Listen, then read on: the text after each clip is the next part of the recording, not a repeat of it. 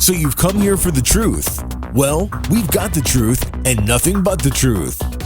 Here are your hosts, Robert A. Bianchi and David J. Bruno.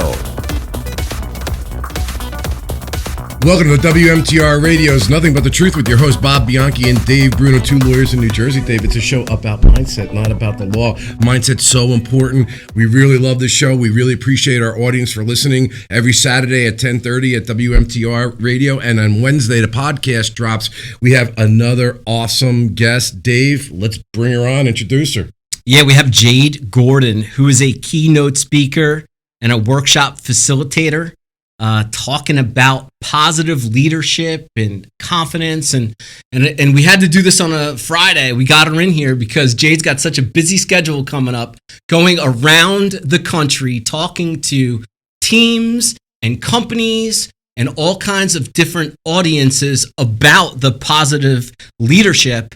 And I am so happy to have her on Nothing But the Truth. It's been a back and forth, Jade, and schedules have been tough, but I am so happy to have you on the show today. Thank you, and I cannot wait to have this discussion, Bob. Yeah, so Jade, why don't you just introduce yourself to our audience a little bit, tell them about who you are, and we'll start kicking it with some questions after that. Yeah, sounds good. So obviously my name is Jade. I grew up in a household where everybody always asked me, what's it like growing up with a positive guy? And I would always say one word, annoying. So I always grew up around this guy who was talking about mindset and positivity and perspective. And so as a result of that, it really shaped who I am and what I do now. I fought it for a long time where I said, I don't want to speak. I don't want to do what you do because that's just not my thing. It's your thing. And so I went to Clemson. I graduated with a degree in communications. I moved out to LA until finally I felt God saying, I've called you to do this work. You're supposed to join your father in sharing this message. And so now I travel around the country working, like you said, with teams. I work with a lot of teens as well, the younger generation. I work with the older generation, with companies, teaching them about the gap between leadership, the old idea of leadership versus what we need now, with that mindset and perspective of creating great relationships and teams so that people are connected. And so I feel like, you know, with what I do, it's really cool because I've seen my dad go from this negative to this positive person. And if he wouldn't have made that change, I wouldn't be doing what I'm doing today. Let me just jump in because I apologize for not introducing. I want this to be about Jade Gordon, right? And that's why at first I didn't wrap it up into Jon Gordon. But Jon Gordon, author, is one of the most prolific authors in the world. I mean, he wrote Energy Bus. He wrote Relationship Grit with Jade's mom. I mean, book after book after book after book. He and his company's going around counseling some of the best college football programs. So, Jade, when you talk about your dad, the positive guy, Jon Gordon, yeah, you're cut from the cloth of the man, but you're also building your own. And that's why I'm so proud to have you on, because younger generation here, going to talk to companies, I mean, it must be a little not discouraging, but maybe intimidating at first, because you're a young individual going to talk to older people. And so tell me, just getting into that, right? Because you first are out in California and you want to get into the industry of, you want to be an actress or in the entertainment business, and you transfer into this culture of positive leadership. So at first, tell me, how was that transition going into this space where your dad is pretty much king of positive leadership?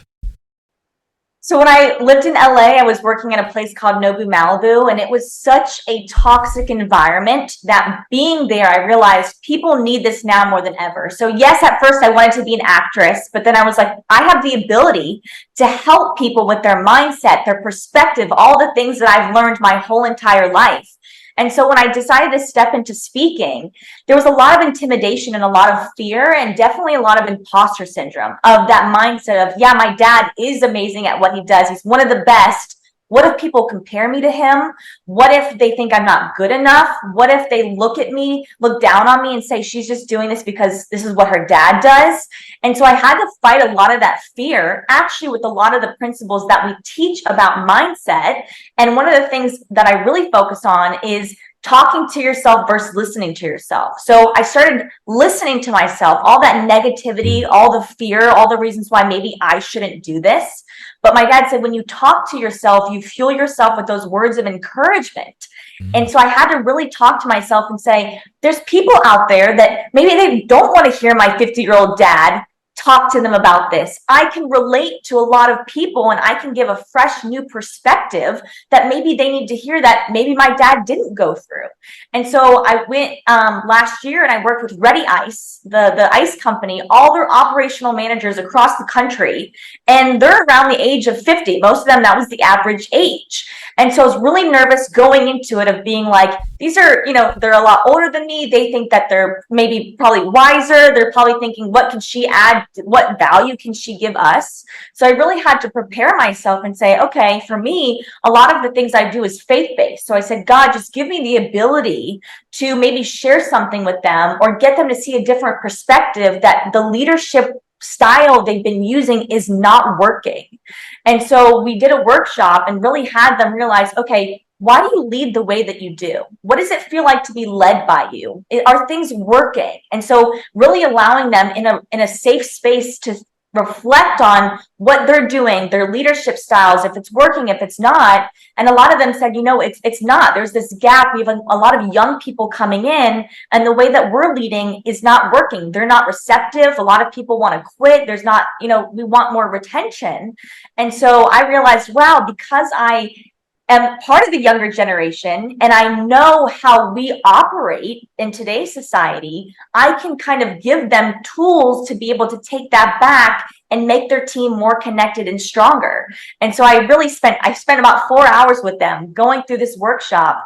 And after that, it was a really big, for me, defining moment or a solidification of, even though I'm younger, I still have the ability to provide value to these people that maybe they don't know these things. They don't know how to lead in ways that they should in today's society.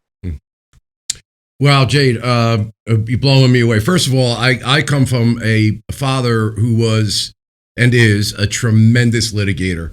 A very famous trial lawyer.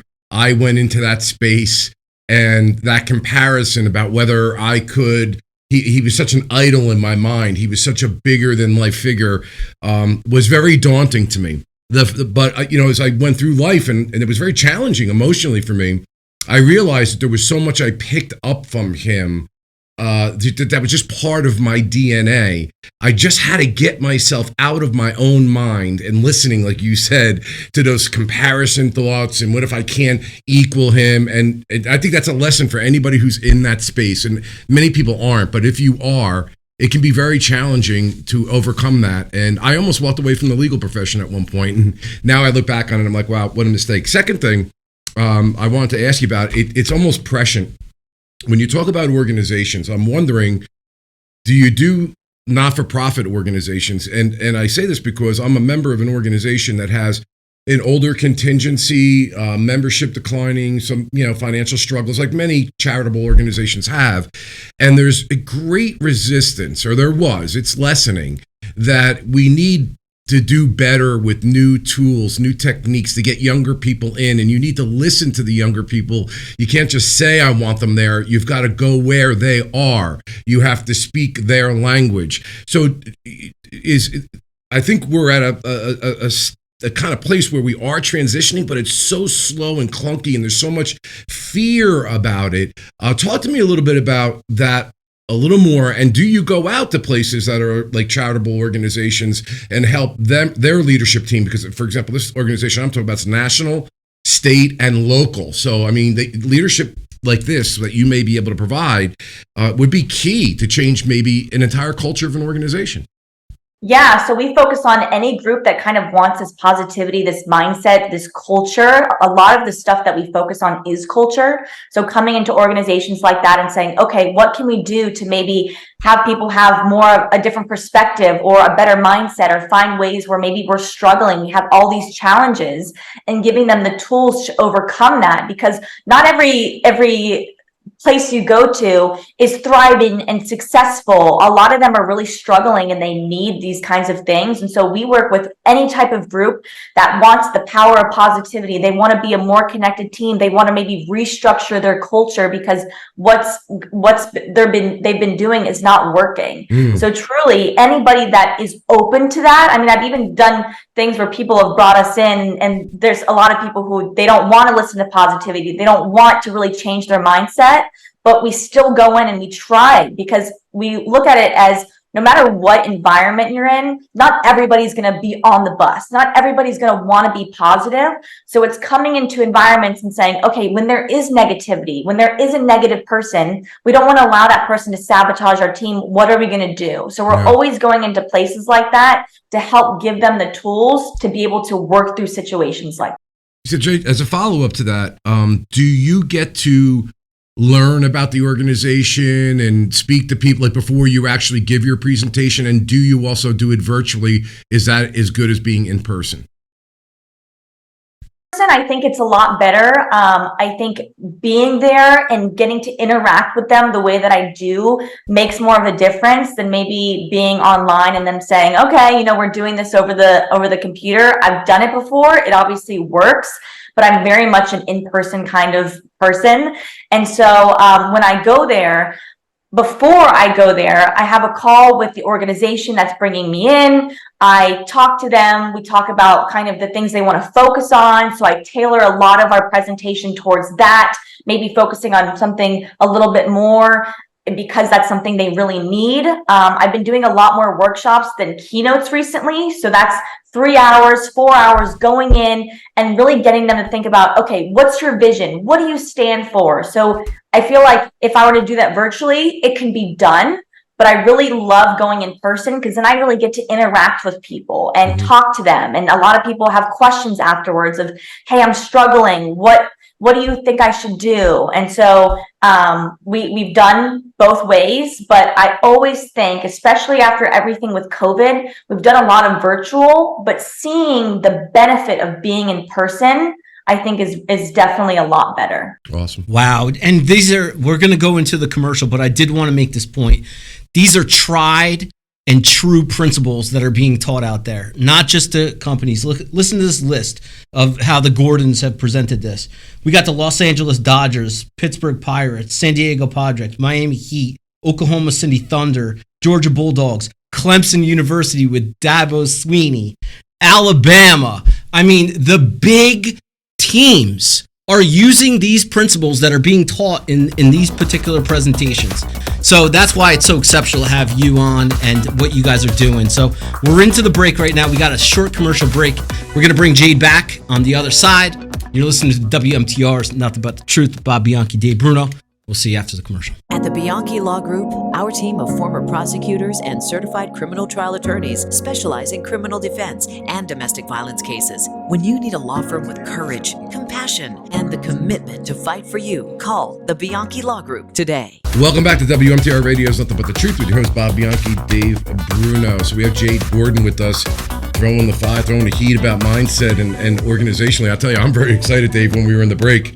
I'm talking about bringing her on to help us with some of the groups that I'm a member of. Absolutely. And I'm excited too. Look, there's so many books out there that could fit. If you guys are interested in learning more about this, there's the book of The Power of Positive Leadership. There's The Power of a Positive Team.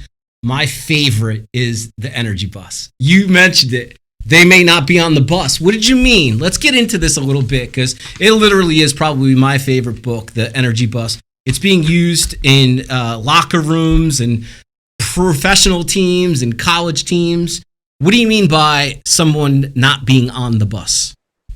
So when we talk about the bus, we talk about more so the direction that you're going in, either as a company, your team. So being willing to be on the same mission, moving forward, being on your team, being a team member. So it's not obviously a real bus, but it's this metaphorical kind of everybody who's on your team and willing to move forward with you because they know what direction you want to go in. And a lot of times when we do these workshops, we talk about, our telescope and our microscope of your big picture vision. And that's kind of of what the bus encompasses is you have this vision of what you want to create. And so you want to make sure that serves as your North Star and shows you which direction you're going in. And you want everybody to be on the bus going in the same direction.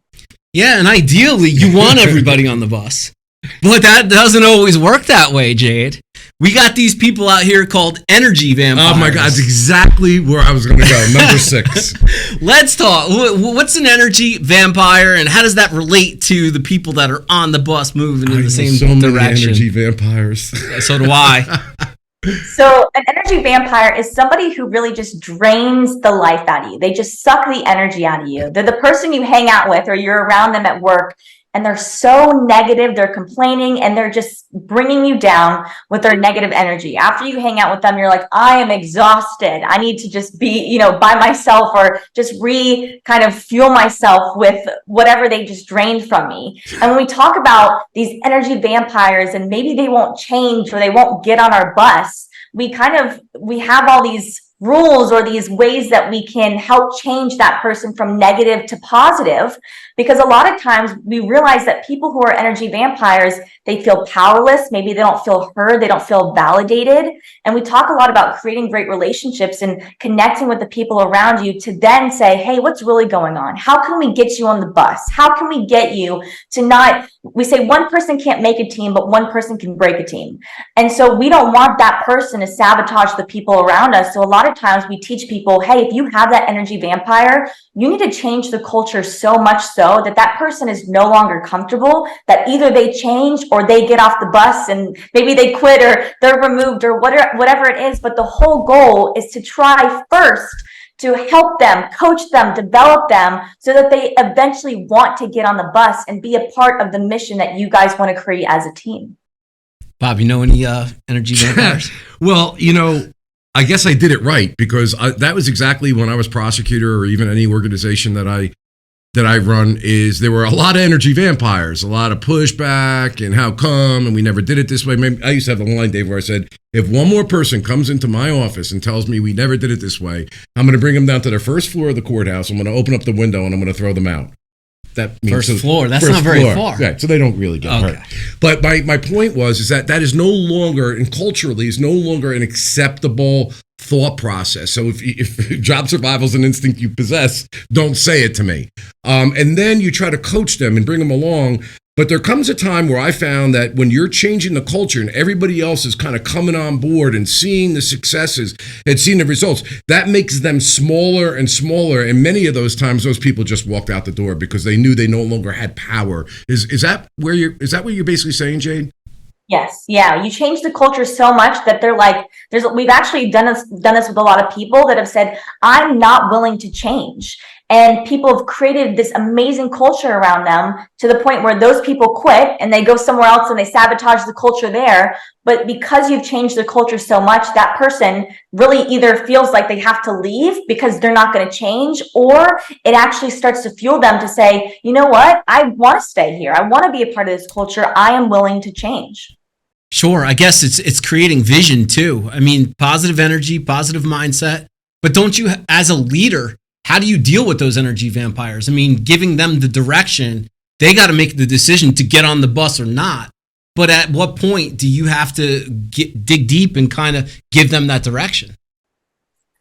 I think, again, it all comes down to relationships first. So when you're creating great relationships with the people around you, you're able to have those conversations with people to say, hey, you're sabotaging our team. Coaching them, developing them. We actually have an acronym, shining the light on your energy vampire. So the S stands for search, investigate, get curious. Why are they being negative? Maybe something's going on at home. Ask them, they're not being negative just because something small happened. What really happened? We have the H, which is help. Develop them, coach them, help them to be the best version of themselves so that they're not being negative. We really say, inspire them, encourage them, lift them up, give them some positivity. The N, which is, we say environment, change the environment so much so that the energy vampire is no longer comfortable. And the E is obviously, as a last resort, you either have to eliminate or remove them. Again, that is the last resort, because we want to do everything we can to try and change that person. But if they're not willing to change, we really don't want them on our team, because what value are they adding aside from sucking the life out of everybody around them? And then you've created this culture of toxicity, and they're sabotaging the positive culture that you're trying to create. I noticed, Jade, that one of the problems with energy vampires is leadership. The leadership is that refuses to confront the energy vampire, to do the very things that you just indicated. And I've had some amazing success stories where when you sit down, you talk, you listen, you understand, you let them know it's not acceptable, and maybe you move them to a different position or a different job, something that they feel more valued at, you can really turn somebody around to become a team player. I've seen that a lot. Yeah, definitely. In a lot of our workshops, we actually try and cultivate those great relationships to get people to have that perspective, to say, when I'm sitting down with somebody, I'm finding out what's really going on. And you realize that, oh my gosh, this small little thing that they were freaking out about or that was stressing them out, once they feel validated and they feel heard. And a lot of times people talk about this idea of toxic positivity, but I believe that if it's toxic, it's not positive. And so people are not validating people's feelings, and they're not being empathetic. They're just saying, oh, be positive, you're okay, oh, figure it out, oh, don't stress. But when we really sit down and say, okay, what is the root of this issue? What is causing this complaining and this negativity? You're able to then be more connected to help them to move forward and be more positive. Can I ask one other question? Another thing I've noticed in leadership is jealousy. And I've seen this in a number of different contexts where those who are performing, they're on the team, they have the vision, they're enthusiastic. I'm looking at actually your 10 rules here. The 10 rules. It's the 10 rules for the ride of your life. Comes from the Energy Bus. Yeah, I mean, have fun, enjoy the ride. There are sometimes people who are threatened by that. And there becomes a kind of an attack on those people. I've seen very good, but Dave, and you know exactly what I'm talking about because you kind of went through it yourself. Sure. I've gone through it earlier in my career. You're doing very well. You're following the rules. You're a team player. And then all of a sudden people are throwing the darts in your back and the knives in your back. Have you noticed that culturally as well? And any advice on how to handle that? Yeah, I think we've definitely seen it a lot. At certain levels, we actually have seen it at all levels, which sometimes is kind of surprising at smaller levels. But we've implemented this thing of love and accountability. Of when you have the dynamic of people who are in these leadership positions and people are jealous, we're talking about, hey, I'm going to show you that I love you because I'm investing in you. I'm showing you I'm committed. I'm showing you that I care about you. And so changing that jealousy to realizing, oh my gosh, we're all going towards the same common goal. And when you have those conversations, we talk about having difficult conversations, having those conversations of why do you feel the way that you do? Why are you acting out? As a leader, this is how I'm trying to lead this company or lead this team. The way you're acting is not showing that you're on the same page as us. And so you're really having to have those conversations. And we've actually changed it. Instead of having difficult conversations, as a team, come up with a different word other than difficult. Maybe it's a needed conversation. Maybe it's, changing the lingo so it's not this negative connotation, so that you can address, why is there jealousy? What's going on? This person's in this position for a reason. Are things working out? Do things need to change? So it's about having those conversations to figure out why people feel the way that they do and how to move forward from that. Yeah, unreal. Thank you, Jade. Listen, Bob and I, we're coaches ourselves. We have an upcoming workshop for students that are interested in careers in law. We just released a new date for the spring, March 20th of 2024. High school students, college students, law school students interested in careers in law. Now, this demographic, this audience out there, man, they got it tough nowadays. I mean, with social media, the comparison, the criticism, all the distractions. With your experience, talking to that demographic, that audience, that we're trying to hit as well, what are some tips that you have for them getting through those distractions and everything going on in this space? Yeah, so comparison is the thief of joy. So we really try and get them to understand that by you comparing yourself to the people around you, it's only going to make you feel worse about yourself. You were created the way that you were for a reason. You have the ability and the skills that you do because that's what you were given. It's what you do with them, right? And so in our workshops, I know I've mentioned this before, but I truly believe it's such a crucial thing to implement, is the talking to yourself versus listening to yourself. So when I do these workshops with students, we have an activity where I have them write down some negative thoughts that come into their head. Because as we know, we're all dealing with negativity and adversity and challenges. But at that age, it's a lot greater for them as young people. And so I have them write down, okay, what's a negative thought? A lot of them say, I'm not good enough. Maybe somebody's better than me, or whatever it is. And then they have to write a positive truth to speak to that lie, because we don't want to reinforce those thoughts when they come in, because then we start to believe them. So I have these teens really think about, okay, what's a negative thought? And when that comes in, I want to recognize that that's not coming from me. That's a negative thought. That's not true about myself. And then I want to speak positively to myself so that I have a more positive mindset. And we have seen that has been so crucial for the younger generation, especially people who want to be leaders, because they're not listening to outside forces. They're trying to really instill that in themselves, of that confidence of moving forward, of I can do it. Instead of saying I can't, I can do it no matter what it is if I put my mind to it. And also looking at failure as, even though, yes, this didn't work out, I'm still going to move forward. I'm going to learn from this. So it's giving them the confidence to go through these challenges, to go through this adversity that they're facing, and be stronger on the other side of it. Yeah, Jade, if I want to add to that, just before Bob goes, it reminds me of what I hear from Ed Milet as well. It's one that you need to be able to identify those thoughts too when they come, because they're patterns. They're patterns. You talked about it earlier, the imposter syndrome. I'm not enough. I can't do this. I don't have the experience, or whatever it is. It could be jealousy, the jealousy trait that maybe pops up. Understanding that those thoughts come in patterns, and also start to name them. If you name the jealousy pattern, you name the imposter syndrome pattern, at least you could identify them and then get into those exercises that you just laid out for our audience. Exceptional, Jade. Jade, I want to pick up on something that you said in the last episode, and we talked about those negative emotions. And I find myself many times, nobody or very few people go through as much as a person charged with a crime. And I find myself constantly saying, listen, you've got a lot of thoughts.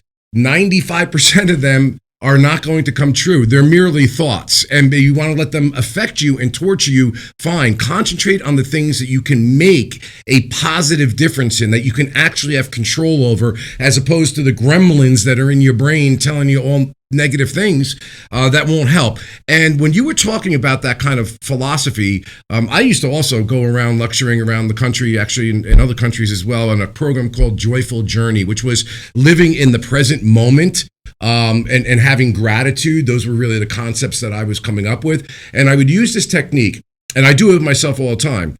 It's not novel, but I think it's something that maybe is up your alley. When that happens and you're thinking negatively and your body is now reacting because there's a physical reaction that occurs from negative thoughts, that I actually use a principle called stop, look, and go. When I feel that way, I stop. What am I thinking? Do I have this negative thought?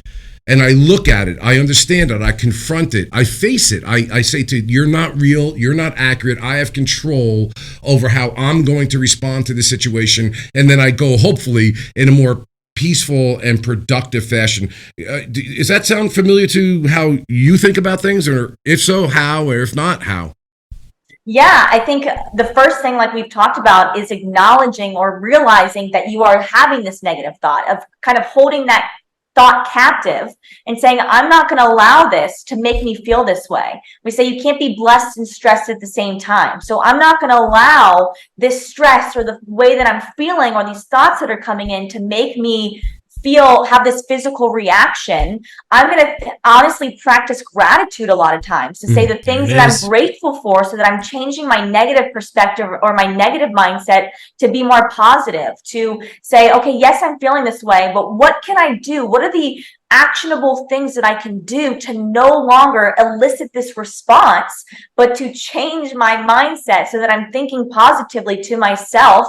Because again, we don't want to reinforce those negative thoughts, because then we start to believe them and it'll only become a spiral and it'll become a habit, right? We don't want that to happen. So by allowing us to first acknowledge that we're having these thoughts and realizing they don't come from us, they're coming from our external forces. We also talk a lot about being the coffee bean. The power is inside of you to transform yourself and to transform your environment, so you're not allowing these outside forces to affect you. So it's really that internal dialogue with yourself of speaking positively so that you're not in that negative spiral.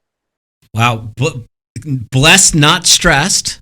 Right. And also, that's a Tony Robbins principle as well that I'd like to talk a little bit about too. One of the things that Tony Robbins talks about is controlling your breath, slowing down your breath in that turmoil, because we all have it, this uncertainty. It's either charged with a crime, you may be experiencing relationship problems. Slow down the breathing, focus on the heartbeat, and think about what you're grateful for, right? Because you can't be grateful and stressed at the same time. Figure it out, because that is an exercise. And I've actually used that, Bob, with some of our clients. I was with a client not too long ago in the jail.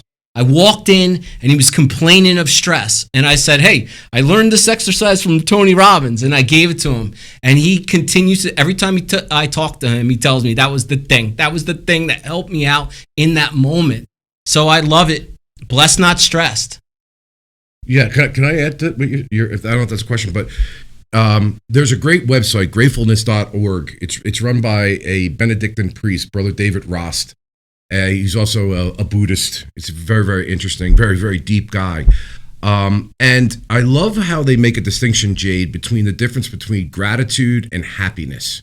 They're two different concepts. And talk to me a little bit about that in your mind. Brother David, I think, would say happiness is fungible. It can change. Gratitude can't. Gratitude exists even when horrible things are happening to you. What are your thoughts?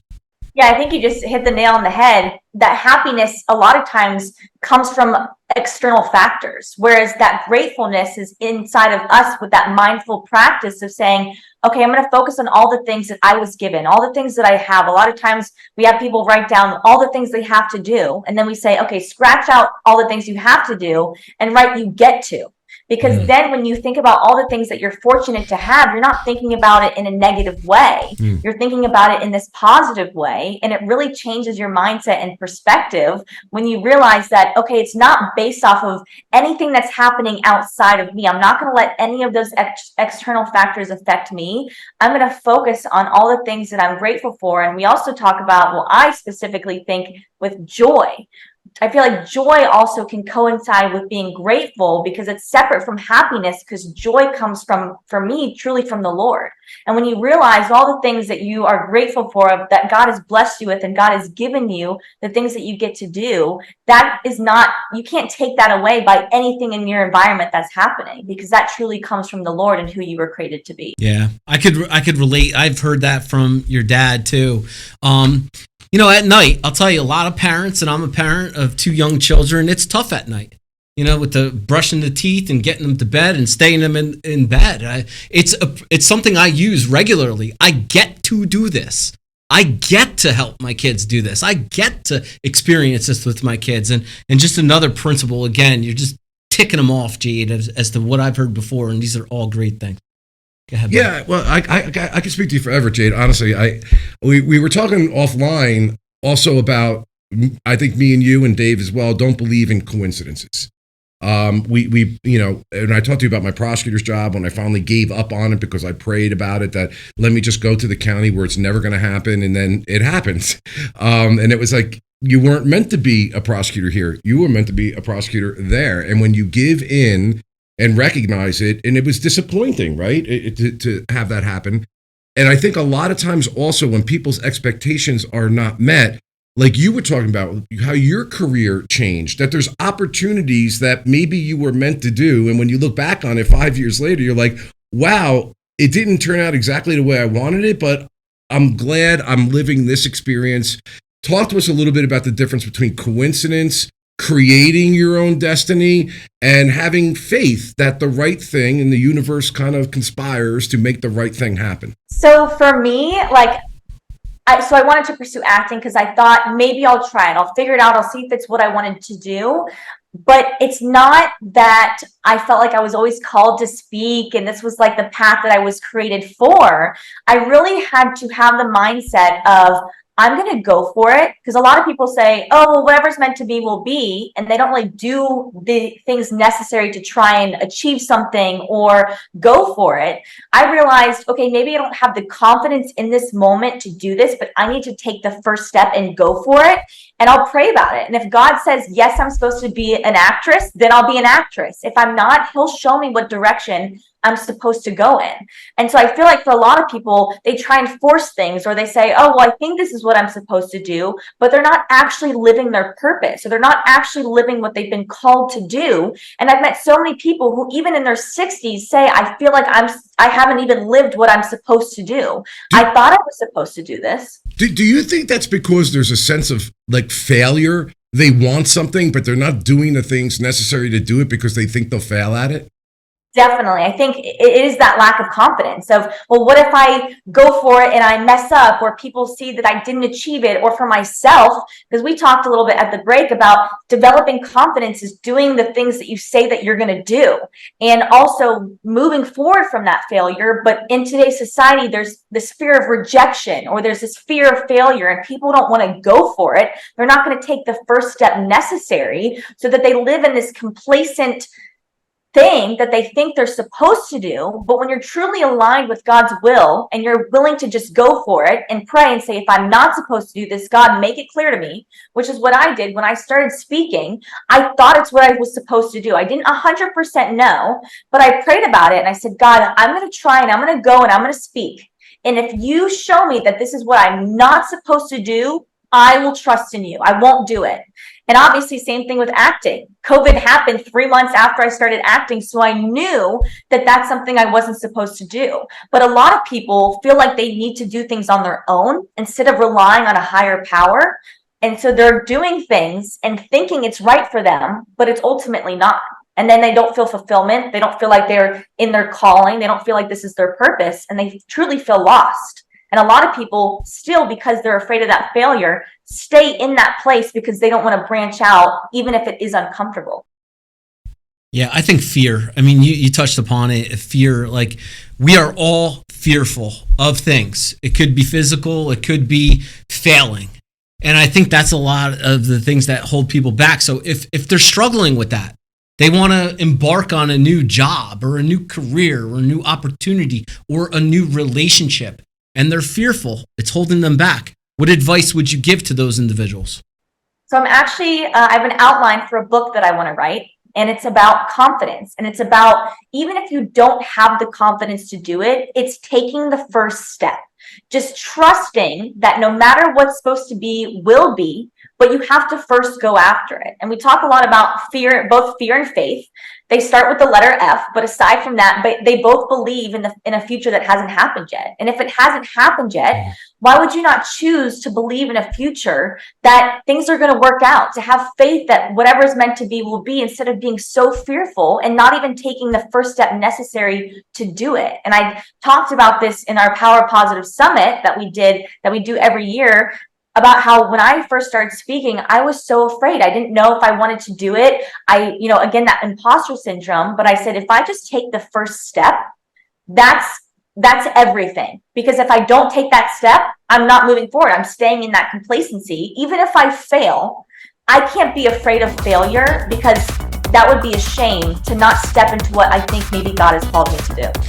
All right, that's awesome. I can't wait to get back on the other side of this break because I do have a question for you that kind of piggybacks on that. But you're listening to WMTR Radio. It's nothing but the truth with Bob Bianchi, Dave Bruno. We'll be right back. At the Bianchi Law Group, our team of former prosecutors and certified criminal trial attorneys specialize in criminal defense and domestic violence cases. When you need a law firm with courage, compassion, and the commitment to fight for you, call the Bianchi Law Group today. Okay, welcome back to WMTR Radio. Something about the truth of Bob Bianchi, Dave Bruno. Jay, I want to pick up on the last thought that you had there. They don't take that step. We talked in the previous episode about the vampires, the energy vampires, and Dave and myself are akin to liking that Teddy Roosevelt poem, Man in the Arena. Unfortunately, it's gender specific, but Brene Brown uses that, and we're big fans of hers. And I find that sometimes those who take the first step and those who go out and believe in themselves and have the confidence that they can do something where others want to do it, but they won't take the first step, they wind up in what Brene Brown would say was the cheap seats, looking down at the gladiators who are scarred and marred and dirty and bloody because they're literally taking those steps, and sit from those cheap seats and critique what they do. Do you see that a lot in organizations? Yeah, there's a lot of people that are really afraid to take that first step, and then they're looking at people and seeing that. But a lot of times those people who have gone for it have created the most success or been the most successful. And then of course there's the jealousy of, well, why does that person have that success? Why are they creating that? It's like, well, because they went for it. And there's actually a Duke University study that says optimists believe in a better and a brighter future, so they take the steps necessary to create it. Whereas there's people who they have that fear and they don't do what's necessary to create it, and so they're in what you would call the cheap seats. Interesting. I'm stumped. Well, I'll keep going. No, I want to go to self-confidence. Let's stay on this topic because you said it briefly in the last eloquent answer you gave, and that is, keep the promises you make to yourself. I mean, that's where it starts, right? And to keep your promises, first of all, you have to set goals. You have to set promises. Talk to us about that, about actually getting to a place where you need to know where you want to go and how do you set the goals to get there? Well, can I amplify that question? Yeah. And I think Dave is bringing up I found this to be the most daunting thing in my career. This is my vision. This is where I want to go. And I'll take first steps, second steps, third steps, and keep on going and going and going. I'm stupid that way.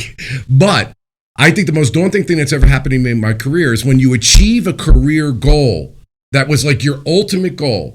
And I always tell you this story. There was a high-level public official who turned to me when my career goal had been achieved and it was over and said to me, "What's next in the plan?" And I literally, it was like an epiphany moment for me. I had no answer. I never planned for anything. And that became the most challenging thing for me at that point was, what do I want to do next where I'll be able to have a positive impact on other people? Have you found that people may be in the middle of their careers and they're struggling to find out, what is the purpose? What do I want to do? What would I be good at? How can I help other people? And they just can't get to what the answer is, so they don't know how to take that first step. Yeah, I mean, we see that in so many people that are like, I thought I was living what I'm supposed to be doing, but every time I achieve something, I have more confidence, but then I don't know what's next. And it's, people also get burned down in that sense, because it's like, oh, I have to keep achieving, trying to find some type of goal, and then it's never enough. And we truly just say, in all the practices that we teach, in all the things that we cover and the tools that we give people, is to just try and get 1% better every single day. A lot of people feel like they have to have these huge goals, these goals that maybe they're attainable if you work towards them, but sometimes they're so daunting that they set this huge goal. And for them, it's like, okay, well, I don't know what first step to take. I don't know what I should do. But the goal should be that as just a human being, to just get 1% better every single day. And as a result of that, at the end of a year, you're what, 365% better, right?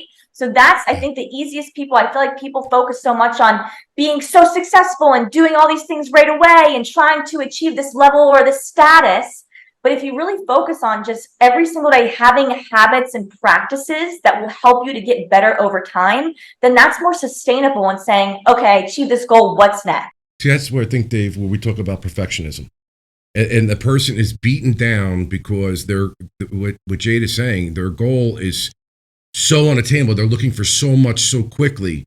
And that sometimes progress goes a couple ticks up, maybe go back a little bit. It's not a perfect situation. And they just walk away from it because they don't feel that they can achieve it in the manner and time that they would like. They feel that they're failing right from the beginning.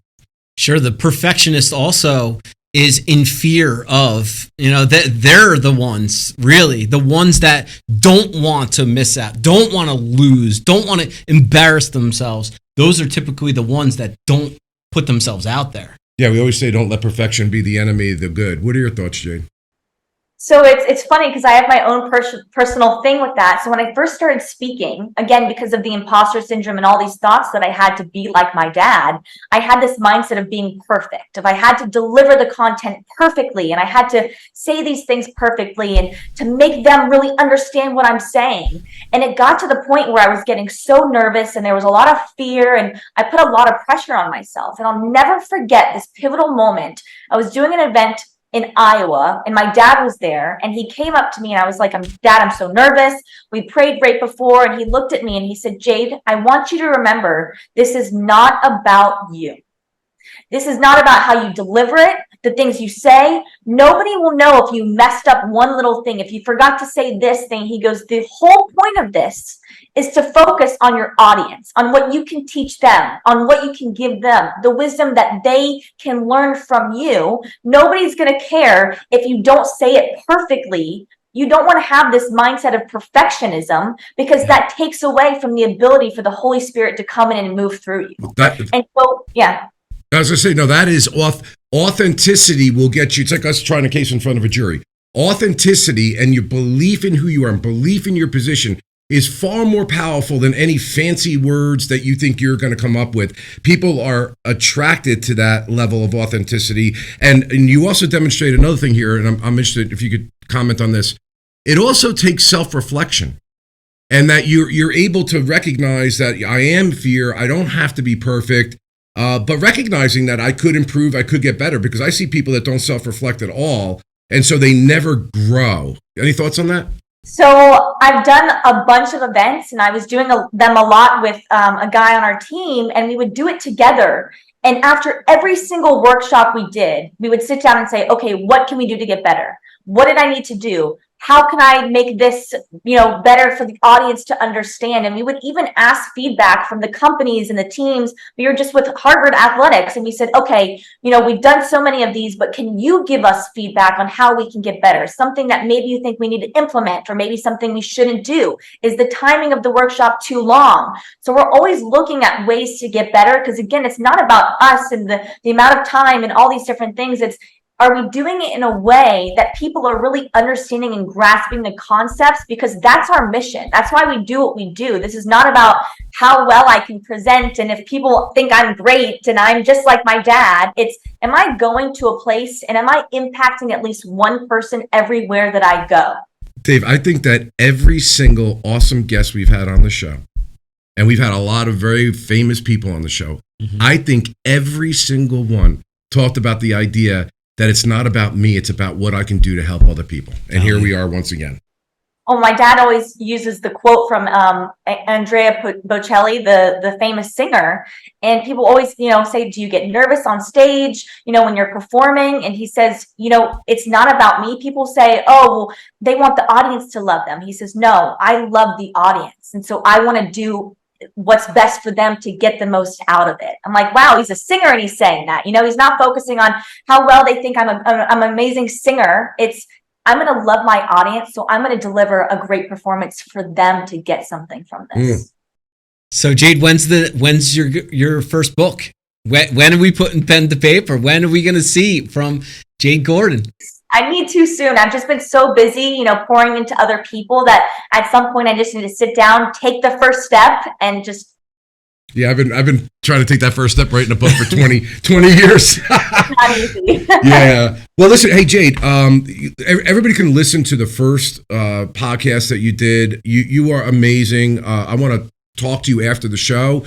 I'm so impressed with regard to the organizations that I'm a leader in. But where can people find you? And could you just, I think on this show, I'm not sure if we did it this time, we did it in the first episode. Tell them a little bit about what you do and where they can find you.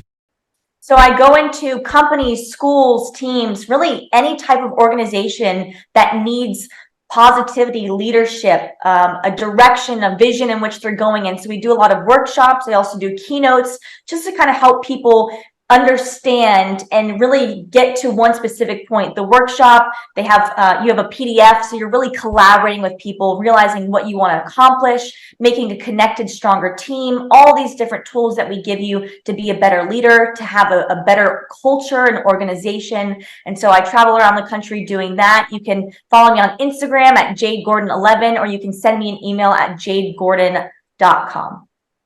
Awesome. You also talked about the Positive Leadership Summit. That's an annual summit that you guys host. When is that, and how does somebody become involved with that? So we do it every year free. My dad asks a bunch of speakers if they would share a message. It's free, so people can sign up online, but we've actually been talking. It happens usually in April. So it happened in April of this year, but we actually have been in discussion of actually making it a live event where people can come, where all these speakers are speaking and they actually get to be there in person. So we are still kind of finding out details with that, but I think it would be so cool because even when I was posting the things in April, people were like, I want to be a part of this. Like, how can I come? And I'm like, oh, it's virtual. But now it's like, yep, you can be in person with all these amazing people. I could tell. Dave gave me the look. Like, okay, we're going. So. And look, we'll go on stage for you guys too. I got no problem. You know, we talk. He's got Joyful Journey. I talk about 2020 mindset from 2020. You heard a little bit about that in my Ed Milet experience, and certainly we would love to continue the conversation with you. But, yeah. So impressed. But absolutely. Wait, before we close the show, I just wanted to do this in honor of you. I love it. Look at and this. If you can't see, this is why you got to look at the podcast, because you're on the radio, you don't know what I just did. But in my car, just before I got here, is a Clemson University hat. So in honor of Jade, I put okay, Dave, let's see what you look like in that. All right, you listen to WMTR Radio. It's Nothing But the Truth with Bob Bianchi and Dave Bruno. Jade Gordon, you are the best. Every Saturday at 10:30, Dave, when can they get to the podcast? NothingButTheTruthPodcast.com is the page with all the videos. The podcasts are also available in Spotify, iTunes podcasts, and wherever you get your podcasts. So, Jade, 2 episodes on Nothing But the Truth, and I guess what, we could probably go third. Yeah. But we'll see you soon again. Hopefully it's at the summit, and we thank you for your time. Go Clemson. We'll talk soon. Thanks. Talk to you later. Bye. Have a good weekend. You too. Thank you. We're the Bianchi Law Group, a team of former prosecutors and certified criminal trial attorneys. But here's the thing. He put himself in a box when he said... Relied on by CNN, Fox News, MSNBC, Law and Crime, and news leaders across the country for our criminal defense expertise. To get a search warrant, you have to have probable cause that a crime's been committed and there's evidence in a particular place. When you need a law firm with courage, compassion, and the commitment to fight for you, call the Bianchi Law Group today.